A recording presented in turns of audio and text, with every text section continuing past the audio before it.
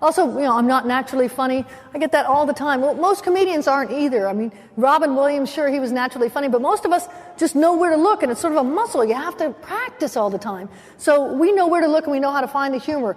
I've only been told I should be a comedian one time in my life, back in high school. They did those superlatives. They still do those, like best dressed and most athletic, and I'm better than you, and all that. My friend Judy said, Jan, sometimes you say funny things, so I'm going to put you up as funniest. So I got 2 votes, me and Judy.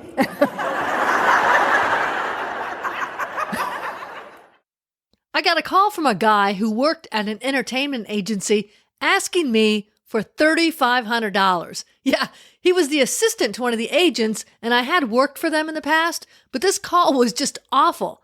Yeah, out of the blue and with no warning. He said they were doing a big targeted promotion, and so they were mailing a video that had my act along with 2 other comedians on it. The promo was going to go out to several hundred clients the next day, and so they wanted $3,500 for my participation now. Yeah, the videotape was already together and duplicated. This was a done deal. They just hadn't, told me about it. So now they decided they'd get some money from me. I said, well, I have a budget for marketing, and I don't just hand out money to people who call me out of the blue. Plus, many times on corporate gigs, if it comes down to me or a male comedian, they book the other guy. Yeah, that's because a lot of people think that women are dirty, and so I usually lose.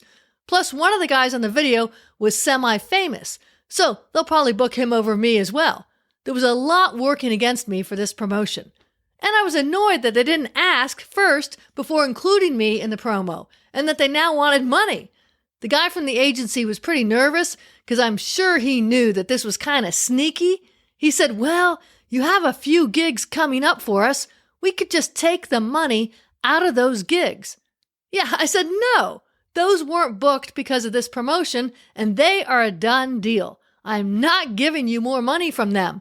This agency already took 50% of the money from every gig anyway, so the standard is 25%.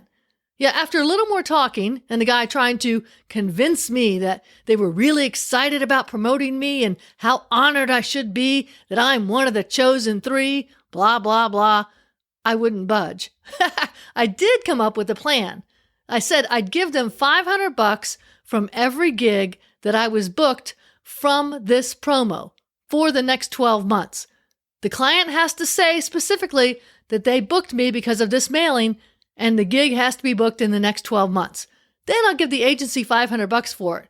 My thought was, hey, if this is such a great deal and that they're pushing me, then they should have no problem booking me from it and eventually getting the $3,500 that way. Yeah, the guy took it to his boss and, yeah, they hated the deal. But they did it. I wasn't too thrilled working for this group anyway, so this was kind of the beginning of the end of my working with them. So I didn't really care as much. But later I talked to one of the comedians who was also on the promo, the comedian who was not semi-famous, and he said that he did give them money. He said he got lots of work from this agency, so he really felt obligated. And guess how many bookings I got? 0. Now, I'm not sure if it's because they didn't push me because of my deal or what, and I have no idea how many bookings the other 2 comics got, but I heard nothing from this promotion. The takeaway tip from this is be careful of the deals you're offered and don't be afraid to push back. Even if they're telling you all the great things are going to happen, you got to make sure you're comfortable with it. This sounded like they were really promoting just me and 2 other comedians, but the way they went about it made it really fishy. And I didn't feel good about it, so I didn't think it was a good deal. That's it for this episode. Thanks for listening. Feel free to check out my website, theworklady.com. This is Jan. Take care and enjoy your journey.